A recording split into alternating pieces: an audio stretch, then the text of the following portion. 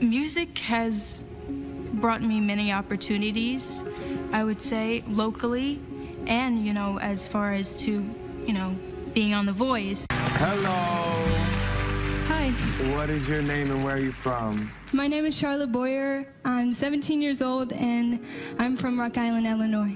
I wound up doing The Voice by this miracle by chance. I remember my mom, she recorded a video of me, specifically of a performance that I did that the organization put on through this event, Blues Fest. And that's really how they discovered me and how I was able to audition for the show. You I was a flame. Love is a golden game. That was something that was really big for me, and I feel like I would not have been there had it not been for Chord and coming up through the programs.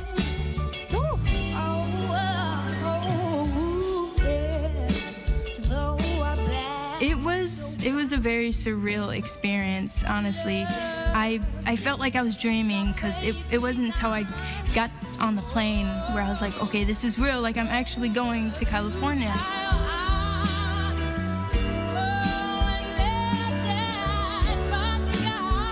But also, through the programs that we have had here, it was a way preparing me. And I didn't realize that until I got on the show, and I was like, okay, I've done this before. So really, being a part of the organization has prepared me for that moment. So I'm very grateful for that. We have a lot to be proud of in our community in terms of the talent we've created here. Some people don't realize how influential Bix Beiderbecke was to American music and jazz music in the early and mid-century. We have Louis Bellson, great drummer that had a really huge influence on American music styles. Even Susie Boggess is from Aledo. And those folks are scattered around the country, whether they're performing on Broadway now, which we do have some Broadway stars from the Quad Cities, whether they're in film or television, whether they're performing in concert venues around the country. We're exporting great creative energy all across the country. And the more we do that, the more we attract the attention of the rest of the nation. And we start to draw in some of those people that recognize our strong music scene and all the potential it has. At Chord, we really try to make sure we're creating an environment now that can create those next musical legends, while also making sure everybody can access musical experiences. As I mentioned, in the Midwest, we have this idea that bands can be some way that you continue music after high school or after college. I think we need to do more in promoting that those exist. Our son Ben is very into music. Both of our kids were into music, and the first year that they had at that time it was called Rock Camp, now it's called Kidstock, we signed Ben up.